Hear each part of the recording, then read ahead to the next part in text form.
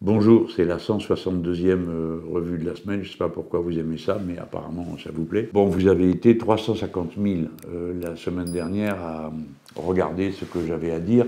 Et peut-être que vous en souvenez, mais on était dans un bras de fer avec M. Hanouna, qui avait été à la fois très déplaisant à l'égard de Louis Boyard, et qu'il avait insulté sur le plateau, et puis ensuite avec moi à peu près pareil. Alors bon, si je vous le dis, c'est pas parce que j'ai l'intention de prolonger cette absurdité, mais parce que ce qui est intéressant, c'est de voir qu'au total, la réponse que j'aurais faite, elle aura été vue par plus de 5 millions de personnes. Ce qui veut dire que les réseaux sociaux, la liberté d'accéder aux réseaux sociaux est un bien extrêmement précieux, puisque c'est le seul moyen de défense que nous avions dans cette situation. Donc merci à vous tous. Puis vous avez tous partagé, ça s'est répandu de tous les côtés. Beaucoup d'entre vous sont intervenus pour donner un coup de main, donc sont allés sur le site, sur ceci, sur cela, pour dire à quel point ils n'étaient pas contents de la manière avec laquelle on était traités. C'était super sympa de voir ça. Voilà, allez, on met le petit coup du générique et après je rentre dans mes sujets.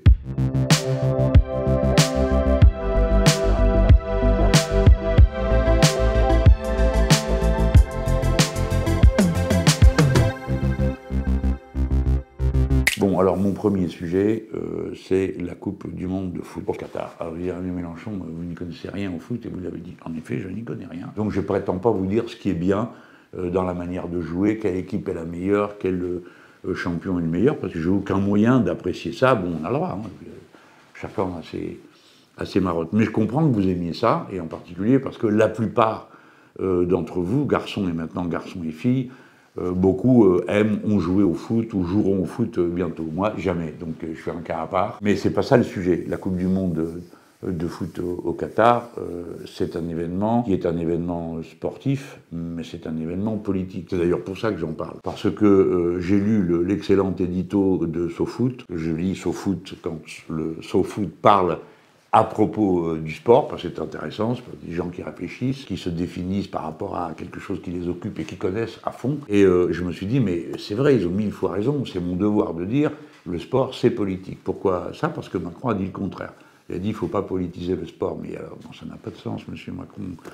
Mais ça n'a pas de sens. On peut comprendre que vous soyez copain avec l'émir du Qatar, mais pas au point de dire des bêtises pareilles. Le sport a toujours été dans un contexte politique. Il n'y a pas une activité humaine qui peut dire nous, la politique n'entrera jamais là. Des fois, elle rentre, et puis il faut leur faire sortir en disant, attendez, c'est un peu plus compliqué.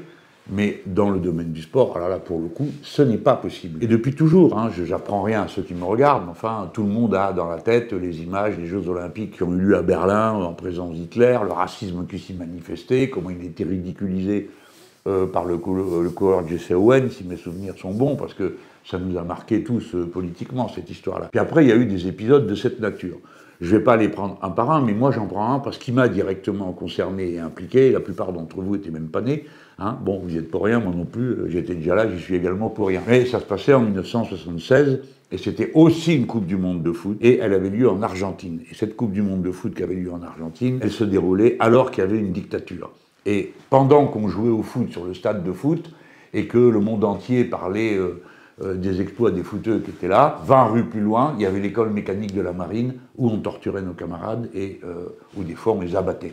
Sans parler du camp de concentration El Vesuvio qui a été rasé depuis et quelques autres parce que la dictature argentine a tué 30 000 personnes, que c'est une des plus meurtrières. À l'époque, on était tous mobilisés sur le thème du boycott. Bon, il n'y a pas eu de boycott à l'époque. J'en ai fait le bilan après comme militant, je ne suis pas fou, je regarde ce qui s'est passé. Qu'est-ce qui s'est passé? Ben, c'est que tout le long du championnat de foot, tout le monde y a été, à expliquer c'est des dictateurs, etc. Il y a des tas de gens qui ne s'intéressaient pas du tout à l'Argentine, ni à la dictature, ni à la résistance aux dictateurs, qui ont découvert qu'il y avait une dictature, qui ont découvert en quoi ça consistait une dictature, pourquoi c'était des militaires qui prétendaient parler au nom du pays, qui massacraient les habitants de leur propre pays. Donc ce qui a été le plus utile pour nous, ça a été toute la propagande qui a entouré tous les matchs de foot et qui faisait que on a pu créer des rapports de force, et y compris, je peux le dire, qui nous ont permis de sortir certaines personnes de prison. D'ailleurs, au moment où la Coupe du Monde de foot avait lieu, plusieurs ambassadeurs étaient venus discuter avec les militaires pour essayer de sortir des prisons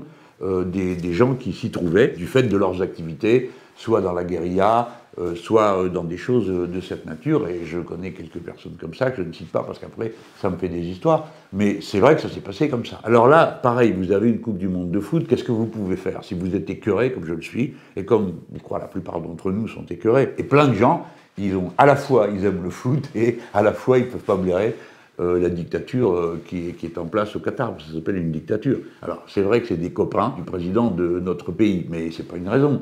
Ça ne doit pas, comment dire, nous bloquer. Donc alors que faire? Il y a une chose très simple, c'est partager toutes les vidéos que vous voyez passer où il y a des gens courageux qui essayent de faire ou de dire quelque chose. Par exemple, les Iraniens ont refusé de chanter leur hymne national en solidarité avec les Iraniens qui se battent contre la théocratie iranienne. Théocratie, ça veut dire le gouvernement de Dieu, de pouvoir divin.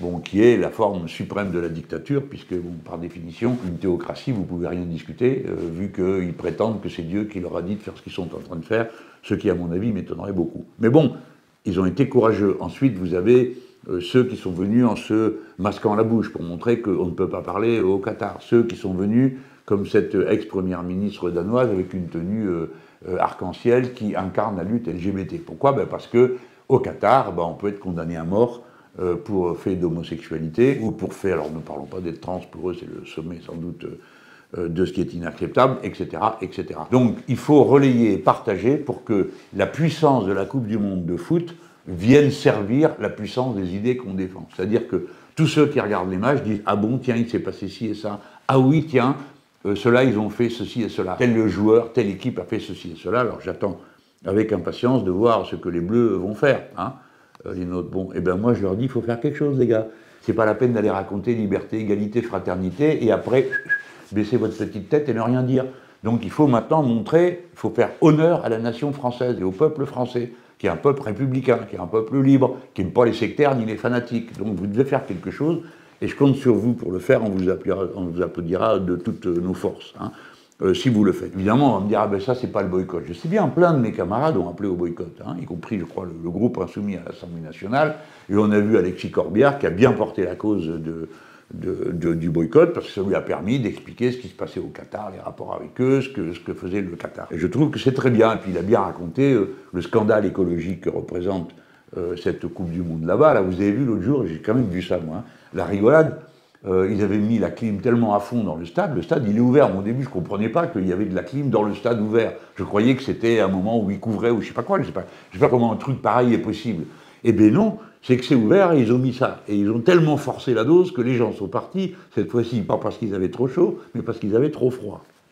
Bonjour, le monde de dingue. Donc, cette Coupe du Monde est une aberration écologique, tout le monde le sait. Il faut y aller dans les partages, tant qu'on peut, parce que c'est votre conscience d'être humain qui est engagée. Vous ne pouvez pas accepter et un régime tyrannique et une aberration écologique. Donc, chacun de nous peut quelque chose. Quoi? Partager, c'est pas non plus la mer à boire. Alors, faites-le. Et vous autres, les joueurs français, faites quelque chose pour nous faire honneur, parce que on sait que vous êtes les meilleurs footeux du monde, mais en plus, on voudrait montrer que vous êtes vraiment des Français, c'est-à-dire absolument incontrôlables et insoumis jusqu'au fond de votre cœur, parce que tous les Français sont insoumis. Bon, maintenant, je parle d'un sujet qui est un peu plus complexe techniquement. Alors, j'aurais pu m'en passer, j'en ai parlé avec Maxime, qui est de l'autre côté de la caméra, mais quand on regarde l'actualité, nous, lui et moi, on est des militants politiques.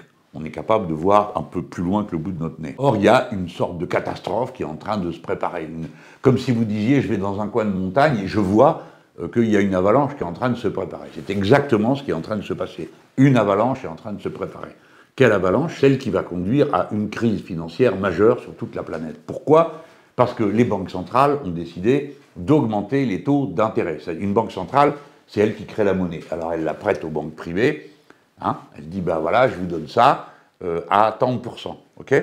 Bon. Et puis la banque privée, elle prend les sous et elle les prête aux gens. Et comme c'est une banque privée, elle est supposée savoir où elle met son blé. Dans des endroits où, si possible, les gens ne se cassent pas la figure, parce que s'ils prêtent à des gens qui ensuite ne peuvent pas rembourser, il y a une crise. Bon. Donc le système capitaliste dit, le banquier, lui, il sait à qui il faut prêter, et il va le faire d'une manière qui est intelligente et opportune. Bon, voilà. Alors la Banque centrale, là, inflation. Inflation, qu'est-ce que ça veut dire? C'est les prix qui augmentent, puis pas qu'un peu. Les prix de votre consommation de tous les jours. Je ne m'occupe pas des choses plus compliquées, mais ce que vous mangez tous les jours. Par exemple, conserve de fruits, plus 20%. Conserve de légumes, plus 17%. Je parle de conserve, hein, je ne parle même pas des produits frais. Les huiles et les assaisonnements, 15%. La volaille, 13%. Le café, 10%, etc., etc. Et vous avez monsieur Leclerc qui lui vient et dit, écoutez, vous allez voir ce que vous allez voir, parce que partout les augmentations sont à 2 chiffres. Donc on peut penser qu'on va, au mois de janvier ou au mois de février, sur tout ce que vous allez consommer, parce que vous n'achetez pas une voiture tous les jours, vous n'achetez pas une caméra tous les jours, donc ça aussi c'est des produits qui augmentent différemment des produits de consommation de tous les jours. Hein. Et quand on vous donne un indice, on vous dit « Ah, les prix ont augmenté de 6%, mais il y a tout dedans. Il y a les légumes, il y a la voiture, il y a ceci, il y a cela. » Alors c'est pondéré. Hein. Tout le monde comprend ce que veut dire pondéré, c'est-à-dire que tout n'a pas le même poids. Bref, la Banque centrale, elle dit « Bon, ben moi, il faut absolument refroidir tout ça, il faut que ça arrête d'augmenter. » Et elle dit, pour que ça arrête d'augmenter, il faut que les salaires arrêtent d'augmenter. Alors nous on dit, attendez, de quoi vous parlez, ou quels salaires sont en train d'augmenter en ce moment? On regarde, en moyenne, il y a une progression des salaires. Mais petit chouï, hein, tout doucement. Et puis à côté, vous avez en moyenne l'inflation qui augmente. Alors si vous, votre salaire, il augmente de 2, mais que tous les prix augmentent de 6, vous avez perdu 4. S'ils augmentent de 10, ben vous avez perdu 8. Tout le monde comprend ça, d'accord? Donc, quand la Banque centrale augmente les taux d'intérêt, elle prête des sous à des banques privées qui elles-mêmes les prêtent à des particuliers. Si ça augmente, ben ça augmente leur mensualité. Il y a plein de gens qui m'écoutent, ou leurs parents, ou eux-mêmes, ont acheté la maison, la voiture à crédit. La Banque centrale, elle dit, écoutez, on va essayer de faire baisser les salaires en augmentant le chômage. Ça a été dit comme ça par la Banque centrale des États-Unis d'Amérique. Et puis, Madame Lagarde à l'Europe, elle a dit la même chose, en disant, bah, comme ça, on va tasser. Nous, on n'arrête pas de dire, vous êtes complètement fous de faire ça. Vous allez organiser une récession, c'est-à-dire une baisse de l'activité, d'accord, comme c'est le cas en Allemagne, en pleine crise. Vous êtes fous de faire ça. C'est-à-dire qu'il y aura encore plus de gens qui n'auront pas d'argent. Là-dessus arrive notre cher monsieur Macron, qui lui a rien trouvé de mieux à faire que de diminuer la période pendant laquelle ceux qui sont au chômage vont être indemnisés. Je veux dire, franchement, c'est un concours à savoir qui c'est qui va trouver l'idée la plus stupide. Et ils font ça parce qu'ils sont complètement obnubilés par leurs affaires. Mais je viens à la Banque centrale et à ses taux d'intérêt. Elle augmente. Vous allez acheter votre maison. Maintenant, quand vous allez voir votre banque, elle vous le fait à 2,5, hein, le taux d'intérêt. OK? Bon, alors, si c'est 100 000 € que vous avez emprunté, 250 € à donner. Bien. La Banque centrale, elle dit, écoutez, ça ne peut pas aller, vous autres les Français, là, vous avez un truc qui ne nous plaît pas, c'est le taux fixe. Le taux fixe. Ça veut dire quoi, taux fixe? C'est quoi qu'il arrive, vous payez 2,5, point final. OK? Ils disent, ah non, le taux doit être flexible. C'est-à-dire, si les prix augmentent, si le taux de la Banque centrale augmente, il faut aussi augmenter la mensualité. Donc vous, un jour, vous signez un contrat, vous voyez marqué dessus, mon taux c'est 2,5, vous dites, ah ben peut-être bien monsieur, mais le taux maintenant c'est 3. Et puis c'est 4. Vous dites, écoutez, ça ne me concerne pas, moi j'ai signé un truc qui dit le contraire. On s'en fout, maintenant la loi a changé, la règle a changé. Croyez-moi, ça va être un peu plus compliqué dans la vie, là je vous résume le processus. Alors qu'est-ce qui va se passer? Ben, ce qui s'est déjà passé une fois. C'est-à-dire, ça augmente. Vous avez fait votre budget, vous vous dites, bon, 2,5, je peux les donner pour 100 000 €. Bon, 250, je peux les donner. Je parle des taux d'intérêt, là, je ne parle pas du remboursement du capital. Hein. Mais si tout d'un coup, ça passe à 500, et oh, ah, c'est plus la même histoire. Et puis si ça passe à 1000, alors là, c'est plus du tout la même histoire, du tout. Et même à 500, déjà, c'est pas votre affaire. Vous n'arrivez plus à payer. Donc vous allez, vous dites, moi, je ne peux plus payer. Donc vous êtes surendetté, banqueroute. C'est comme ça qu'il y a eu la crise aux États-Unis en 2008. C'est une personne qui n'arrivait plus à rembourser l'emprunt de sa maison.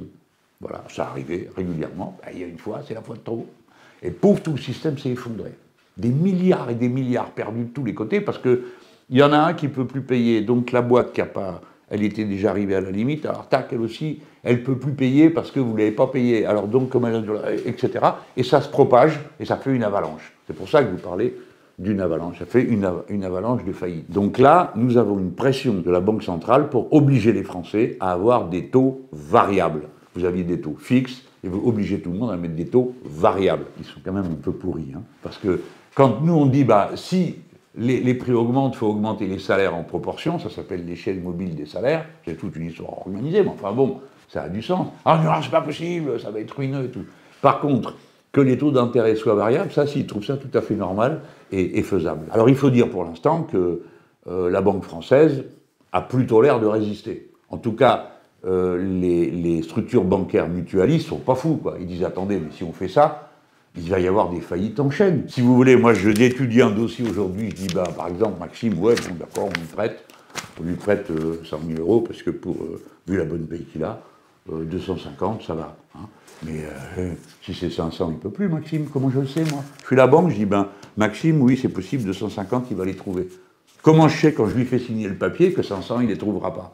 Donc les banques, elles se disent, mais votre truc, là, ça a l'air très sympathique, mais ça va être la pagaille partout. Ça va être des gens qui vont être en faillite, qui vont être surendettés, et eh ben, c'est toujours pareil. Alors Maxime ne peut plus rembourser, du coup, il ne rembourse pas au gars à qui il doit des sous, qui lui-même tombe en faillite parce qu'il n'a pas ses sous, etc. Et l'avalanche commence. Alors j'espère que j'ai réussi à rendre ça intelligible. Je voulais à tout prix en parler. Pourquoi? Parce que c'est les faits qui vont arriver. Parce que ce que je vous dis là, vous allez en entendre parler bientôt. Comme tant d'autres choses que je vous ai dit dans le passé. Et sur le moment, bon, on a dit, oh, il exagère, pourquoi il dit ça?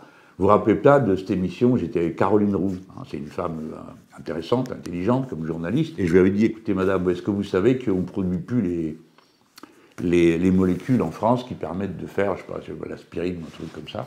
Et bon, elle m'avait dit, ah, qu'est-ce qu'il a encore trouvé Mélenchon? Bon, j'ai dit, vous allez voir, ça va être la cata, un jour il y aura une rupture, on y est.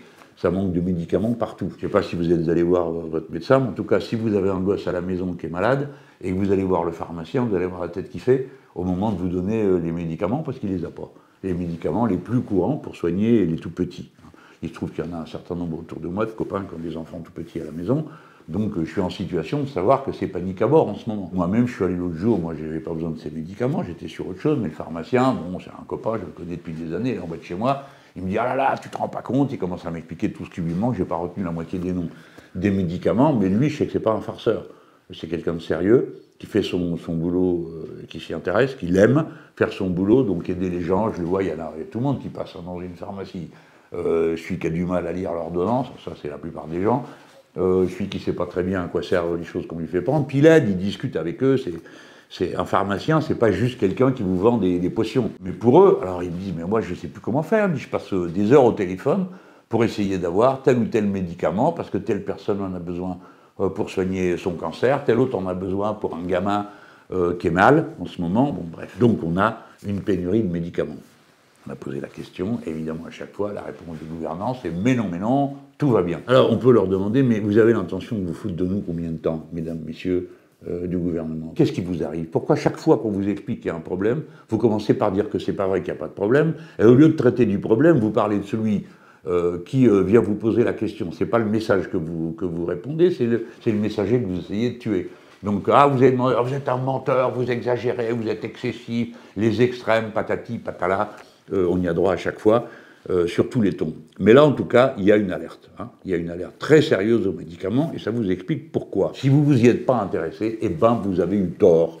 Dans notre programme, il est question de la création d'un pôle public du médicament. Le jour où nous arriverons au pouvoir, nous créerons le pôle public des médicaments et on fera la liste. On dira, ça, est-ce qu'on le produit? C'est ce qui est le plus consommé. Ça, c'est le plus consommé, etc. Et on dira, est-ce que les Français sont capables d'en avoir? Parce qu'aujourd'hui, la preuve est faite que la fourniture, le réseau de la fourniture peut être coupé. Le fil de l'accès peut être coupé. Et quand c'est coupé, il faut savoir qu'au bout, c'est des gens qui meurent, des gens qui ne peuvent pas se soigner, ou ça se règle tout seul, mais la maladie a fait d'autres dégâts dans le corps de la personne. Alors ça, c'était le sujet que je voulais lancer là. Comme beaucoup d'entre vous m'ont dit, mais parle-en, parce que ça va faire parler, ben voilà, c'est fait. Bon, alors, il y a eu à l'Assemblée nationale le vote d'une loi d'orientation et de programmation du ministère de l'Intérieur, l'OPMI, présentée par M. Darmanin. Il y a plein de choses dans cette loi qui sont inacceptables, mais il y en a une dont je veux vous parler, parce qu'il y a une pétition à la clé qui a été lancée par le député insoumis Antoine Léaumont. C'est une pétition contre une décision qui est contenue dans la loi, qui dit que si vous êtes lycéen et que vous avez bloqué votre établissement scolaire, ou si vous n'êtes pas lycéen, ça revient au même, hein, vous allez avoir une amende entre 500 et 1000 euros. Bon, un truc mortel pour un jeune. Et si vous bloquez la circulation, alors là, pareil, vous en avez pour 800 à 1600 euros. Alors, dans le premier cas, il s'agit des lycées. Dans le deuxième cas, il s'agit des gilets jaunes, c'est-à-dire les gens qui ont bloqué. Par exemple, vous occupez un rond-point, vous aurez l'amende. Alors, maintenant, vous allez bien suivre la démonstration. De toute façon, c'était déjà un délit avant, ok?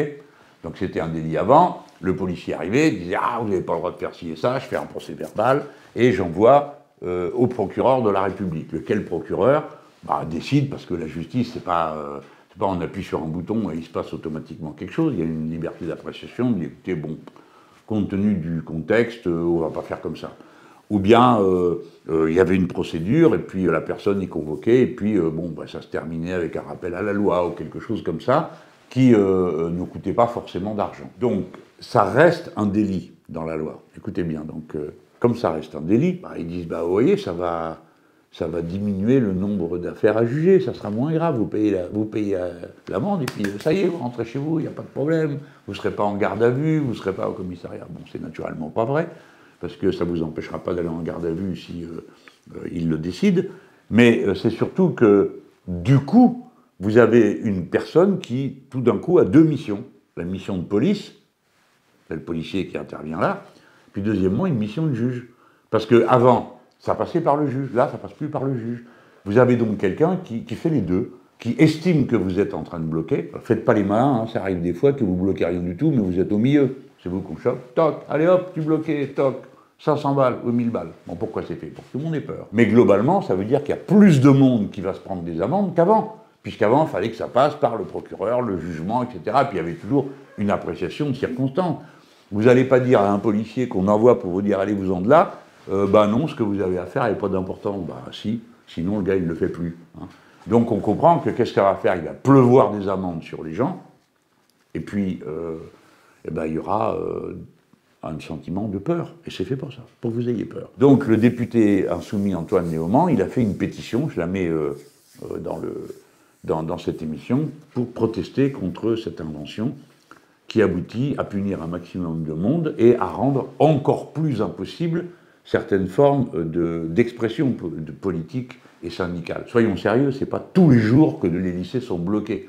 C'est pas tous les jours et tous les 5 minutes que quelqu'un est en train de bloquer la route, c'est pas vrai. Quand les gens le font, c'est une forme d'intervention politique qui peut gêner. C'est un peu comme la grève, c'est toujours la même histoire. La grève, ça gêne, oui, c'est fait pour ça. Mais c'est pas fait pour gêner les usagers, c'est fait pour punir celui qui a affaire à des gens qui, étant en grève, ne produisent pas, et donc ne produisent pas de la richesse. D'accord? Donc c'est vrai qu'il y a un inconvénient, j'ai déjà dit la dernière fois. Les gens, ils ne sont pas en grève contre les utilisateurs qui vont à la station essence pour les raffineries. Non, ils sont en grève contre le patron de la raffinerie, c'est pas pareil. Et c'est pour obtenir une augmentation de salaire. Alors évidemment, quand vous prenez les problèmes par le bout qui incommodent le plus grand nombre, vous trouvez toujours des gens pour dire « oui, c'est vrai, ça me saoule ». La route a été barrée, c'est pas normal. On comprend que ça soit ça la réaction. Puis après, tout le monde fait un effort, on râle et puis on passe à autre chose. On va passer sa vie à râler.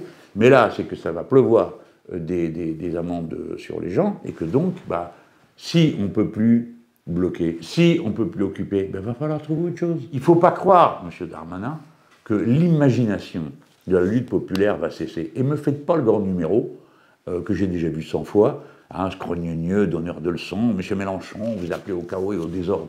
Je vous signale que des événements de mobilisation populaire, il y en a depuis qu'il y a un peuple. Ça a toujours été comme ça. D'accord? M. Darmanin, il faut comprendre ça, réfléchir. La première grève populaire, elle a lieu en 492 avant notre ère. Les gens du peuple ont dit, puisque c'est comme ça, débrouillez-vous, nous on ne fait plus rien. Ils sont partis sur la montagne. Ça donne la formule... être sur son Aventin. Ils sont allés sur le mont Aventin, ils ont dit, terminé, on travaille plus. Voilà, on ne fait plus rien. Donc, n'essayez pas de trouver, ne croyez pas qu'un jour vous trouverez la grande combine, la bonne mesure de répression qui va dissuader les gens d'agir. Si vous voulez empêcher les lycéens de bloquer, ils occuperont. Si vous voulez les empêcher d'occuper, ils feront autre chose. Si vous voulez empêcher les citoyens d'occuper un rond-point, ils occuperont autre chose. Ne croyez pas que la lutte s'arrêtera parce que vous aurez trouvé le moyen de faire peur aux gens et de dévaliser les pauvres gens en leur mettant des amendes qui les tuent. Parce que quand vous mettez une amende à 1000 € par rapport à un SMIC, c'est quasiment tout le mois qui est bouffé. Je sais que vous essayez de faire peur, vous comptez là-dessus. Et puis que vous trouverez toujours des gens qui sont assez brutaux pour dire « et toi là, allez, 1000 €, t'es pas content, 1200 hein ?» Parce que pour bloquer une rue, c'est de 800 à 1600. Vous le prenez comme ça, très bien, j'en rajoute. Vous allez abandonner des braves gens qui sont en train de se battre pour défendre une idée au petit pouvoir de la personne qui est priée de leur dire de rentrer chez eux. Hein. Donc, au lieu d'apaiser, vous allez faire monter les tensions. Parce que le gars ou la fille à qui on va dire, si tu continues, tu t'en prends pour 500 € et à 5 minutes après, on va dire, puisque c'est comme ça, c'est 1200, vous croyez quoi? Que tout le monde va rester calme et dire, oui chef, garde à vous, etc. C'est pas vrai. C'est pas le peuple français qui est comme ça. Vous autres, là, de la Macronie, vous faites une erreur terrible, parce que d'abord, vous ne réglerez jamais par la peur aucune forme de mouvement social, parce qu'il continuera à en avoir, mais surtout parce que vous exaspérez tout le monde et que ça sert à rien de faire ça. Bon, là, je termine. Elle n'est pas drôle, hein, cette revue de la semaine, mais là, ça me fend le cœur de vous le dire. La semaine, là, on a appris le décès de Ebe de Bonafini. C'est une femme tout à fait hors du commun, une Argentine, puisque tout à l'heure, j'ai commencé la revue de la semaine en vous parlant de l'Argentine. Et cette femme, c'est elle qui a organisé avec les autres, qu'on appelait les mères de la place de Mai. C'est-à-dire, elles allaient place de Mai, elles tournaient en rond avec un foulard blanc sur la tête pour qu'on leur rende leurs enfants.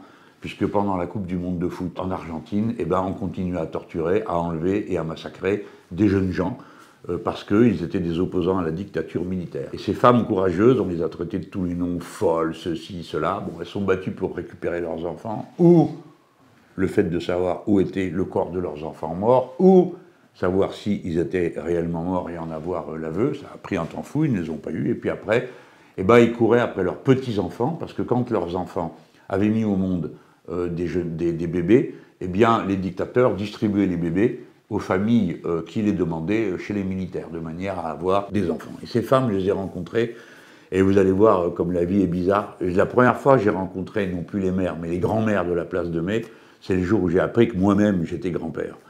Et donc, on a passé une séance où tout le monde pleurait, parce qu'elles racontaient comment elles faisaient pour retrouver leurs petits-enfants, et avec la chose terrible qui arrivait des fois, c'est que les petits-enfants, ils avaient été élevés par des familles bienveillantes, qu'ils aimaient comme leurs parents, et ils ne voulaient pas reconnaître leur grand-mère, ni admettre l'idée que leurs parents avaient profité de l'assassinat de leurs parents biologiques. J'espère que, résumé comme je fais là, je vous fais sentir la douleur qui a animé et occupé toute la vie de ces femmes et de cette femme hors du commun, Madame Bonafini.